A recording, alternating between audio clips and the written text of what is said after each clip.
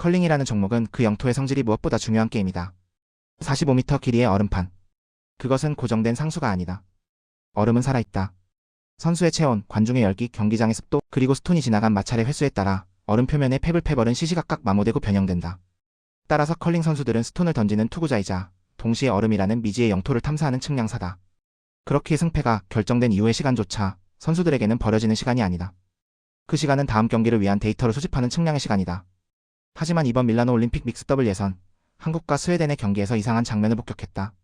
그 측량의 시간이 타이에 의해, 그것도 시스템의 오작동 혹은 오만에 의해 강제로 삭제당한 순간을 말이다. 상황을 복기해보자. 한국과 스웨덴의 경기. 스코어는 스웨덴이 압도하고 있었다. 7엔드 시점에서 7점 차. 믹스 더블은 8엔드까지 진행된다. 산술적으로 혹은 물리적으로 남은 스톤의 개수를 계산했을 때 한국이 역전할 확률은 0에 수렴한다. 일반적인 스포츠의 논리라면 여기서 항복 컨시드를 선언하는 것이 미덕일 수 있다. 체력을 아끼고 패배를 인정하며 승자에 대한 예우를 갖추는 것. 이것은 패자의 권리이자 의무처럼 여겨진다. 하지만 여기서 중요한 단어는 권리다. 게임을 끝낼 권리, 악수를 청할 권리는 오직 선수에게 있다. 심판에게는 게임을 진행할 의무와 룰을 집행할 권한이 있을 뿐 선수의 의지를 대리하여 게임의 종료 버튼을 누를 권한은 없다. 일본 뉴스 댓글창은 평소 한국 관련 뉴스라면 냉소와 비난으로 얼룩지게 일수다. 그러나 이번 사건에 대해서만큼은 기묘한 기류가 감지된다. 100개가 넘는 댓글들이 하나의 목소리를 내고 있다. 그것은 납득할 수 없음에 대한 토로이자 선수에 대한 존중 결여를 지적하는 논리적인 분노다. 한 유저는 이렇게 지적한다. NHKON 이후로 경기를 팠다면 알 것이다. 보통 컨시드기권 상황이라면 즉시 악수하고 끝난다. 하지만 이번엔 공백이 있었다. 한국 선수는 계속하려 했고 스웨덴 선수조차 심판에게 재차 확인했다. 이 관찰은 정확하다. 현장의 공기는 분명 멈칫했다. 패배가 확정적인 상황에서도 스톤을 던지고자 했던 한국 선수들의 의지는 경기 종료를 통보하는 심판의 제스처 앞에 무력화되었다. 이것은 단순한 오심 이상의 의미를 갖는다. 이것은 시스템이 인간의 과정을 무시하고 결과만을 산출하려 들 때 발생하는 폭력이다. 흥미로운 것은 승자인 스웨덴 선수들의 반응이다. 라스무스 브라노레즈 미스 WRA는 경기 후 인터뷰에서 그들이 원한다면 경기를 계속할 수 있었어야 했다며 의문을 표했다. 승자가 패자의 플레이할 권리를 옹호하는 이 장면은 이 사건이 단순한 룰의 적용 문제를 넘어섰음을 시사한다. 스웨덴 선수들은 알고 있었던 것이다. 이 경기가 대회 첫 경기라는 사실을. 그리고 첫 경기에서 가장 중요한 것은 승패뿐만 아니라 이 낯선 얼음이 어떻게 휘어지고 어떻게 멈추는지 파악하는 데이터의 축적임을 말이다. 7점 차라는 점수는 승패를 결정짓는 숫자일 뿐 얼음의 상태를 설명해주지는 않는다. 한국팀에게 남은 마지막 8엔드는 비록 승리를 가져다주지는 못할지라도 다음 경기를 위한 귀중한 좌표를 제공해줄 수 있는 시간이었다. 심판은 그 기회를 박탈했다. 일본의 한 네티즌은 이를 두고 선수 리스펙트가 결여된 운영이라고 꼬집었다. 또 다른 이는 스웨덴 선수조차 고개를 갸웃거렸다. 이것이 사실이라면 대회 운영 측에서 뭔가 수상한 냄새가 난다고 욕을 제기했다. 이러한 반응들은 대중이 스포츠를 소비하는 방식이 단순히 누가 이겼는가에 머물지 않음을 보여준다. 관중들은 납득할 수 있는 이야기를 원한다. 승부는 치열해야 하고 과정은 공정해야 하며 결말은 당사자들의 합의 하에 이루어져야 한다. 심판의 착각 혹은 월권으로 인해 급작스럽게 닫힌 커튼. 뒤에서 관중들은 연극이 아직 끝나지 않았음을 직감한다.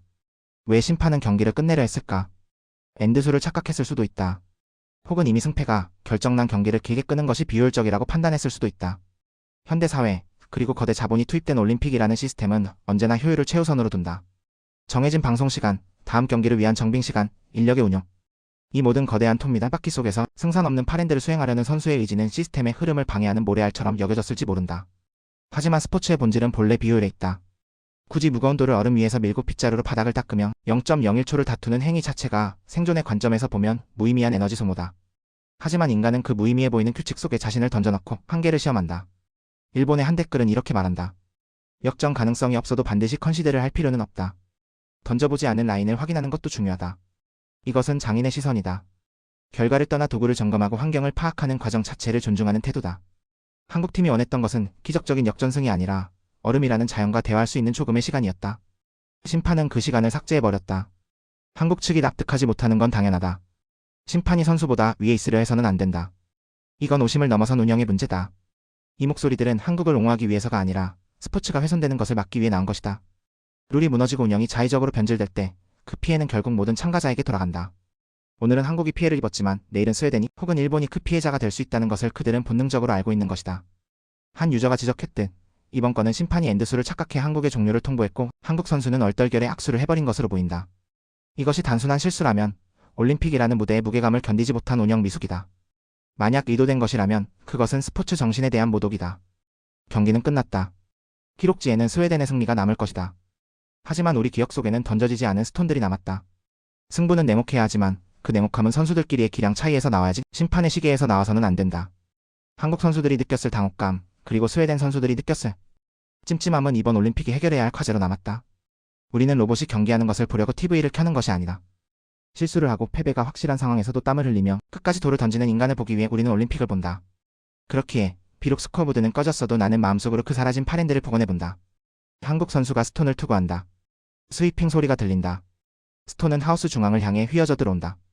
그것이 점수가 되든 아니든 상관없다. 그 투구는 그들이 얼음 위에 존재했다는 증명이기 때문이다. 심판은 경기를 끝낼 수 있어도 선수의 시간을 뺏을 수는 없다.